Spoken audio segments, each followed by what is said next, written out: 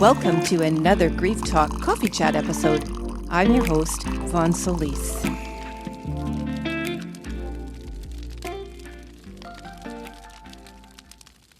Welcome to Coaching 12, Gratitude equals joy equals more gratitude. Now, what's a little bit different in this coaching episode is that I'm going to be talking about something that we've been conditioned we must have, which is gratitude, in order to have a successful and really abundant life. So for those of you who are struggling to feel gratitude, or maybe have never even thought about working with gratitude as a practice in your life, this coaching episode is all about teaching you how to begin to feel some gratitude and what the significance of gratitude is when you can feel it in your life. In other words, what changes you can expect just from having a little gratitude. So stick around. Gratitude is the quality that we have of feeling deeply thankful or appreciative of something that we have or is about to come into our lives. But what do you do when you can't honestly feel grateful for anyone or anything? It's easy to feel gratitude when things are going really well in our life. We can, find anything to be thankful for and maybe even feel a little bit lucky. But when things are going bad, or you've never been able to feel gratitude, or you've lost your ability to feel gratitude because of something that's happened in your life, how do you stop punishing yourself for something you can't do? The reason I'm saying this is when I lost my daughter to suicide in 2005, I was absolutely unable for a number of years to feel grateful for anyone or anything in my life, except really my surviving son. Before my daughter had died, there was a period in time, and actually shortly after she died, which was in the mid-2000s. So she passed away in 2005. So around 2007, The Secret came out. There were some people that were working heavily in the gratitude space, and I was really struggling and probably beating myself up somewhat mentally and emotionally because what I should be feeling, and certainly as a practitioner of spirituality and metaphysics for many, many years, even before my daughter had died, for 23 years before she had died, I knew what gratitude was all about. I had felt it. So what was wrong with me that I couldn't feel it again? And what did it mean that I couldn't feel it again? And would I ever be able to feel grateful for anything? This led me to develop some steps that I'm about to show you exactly how you can get in touch with feeling grateful despite whatever's happened in your past and what you can expect when you do start feeling grateful for people and things in your life again. But first, a few key points to remember. Loss, pain, and struggle can trap us in emotions that make it really hard for us to get out of a negative cycle of thinking and being a certain way. Secondly, we are all vulnerable to being caught in this type of negative cycle, succumbing to that darker side of us when we feel trapped by anyone or anything that we feel we can't escape.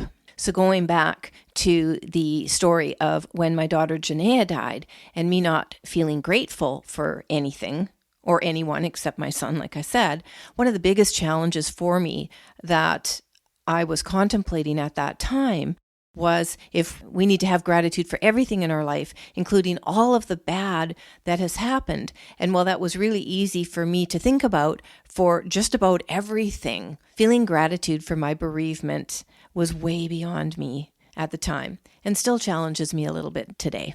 So if you're in a similar situation and cannot feel grateful for anything or anyone today, or you can't feel gratitude for the things in your life, the people in your life, the situations and so on, to the degree that you want to, here are a few things that you can do to start. Number one is just simply admit to yourself that you can't feel grateful for anything today, or at least not to the degree that you want to. Number two, understand that when you can start to appreciate all of your life, including the difficulties, you will naturally start to be able to feel gratitude. Number three, don't try to force yourself to think or act in a certain way just because you think you should do it that way. You won't be able to feel the benefits of anything that you practice or believe unless you authentically practice and believe them. Gratitude comes from deep within us. You must take the time when you're first learning to feel gratitude again, or you're coming to a practice of gratitude for the first time, to think about what gratitude means for you, what you can and want to appreciate in your life today. You do this by deciding what you can and want to accept as part or all of your life experiences that have brought you where you are today and can take you to your future. The loss of my daughter has been the most difficult experience I've had to go through in my entire life, and there were a number of repercussions as a result of this loss. I've had to dig really deep to decide what it is I want to and can feel grateful for on a daily basis.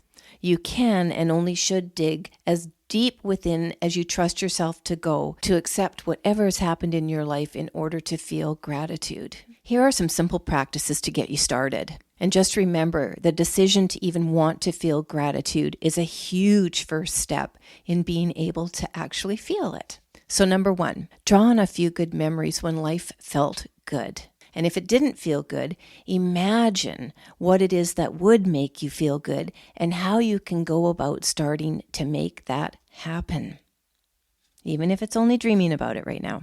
2, decide what's working in your life right now and why. Find at least one thing. It could be as simple as having food on the table, a shelter over your head, not having debt, you're in a good relationship, whatever it is, find at least one thing and make a commitment to do this every single day. 3, pay attention to any resistance you may be feeling when it comes to thinking about feeling gratitude. This may be negative thinking that's trapping you in a cycle of habitual negative behavior and thinking. 4, decide how you want to feel and experience life today. We don't want to go way down the road. We just want to know how you want to feel and experience life today, in the moment even. Whatever room you make for happiness to reside within you leaves an opening for more good to come in. The more this space opens, the more gratitude you'll be able to feel. Your key takeaway for this lesson is that anything that you can try and understand differently about your past and current circumstances will help you eventually feel gratitude for them.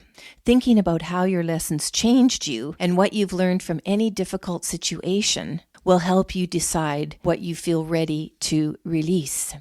Remembering who you are, your core, is essential to helping you let go and welcome in the new. And that is, you are a loving, worthy, and lovable being, deserving of everything you want. And you have the power to create it.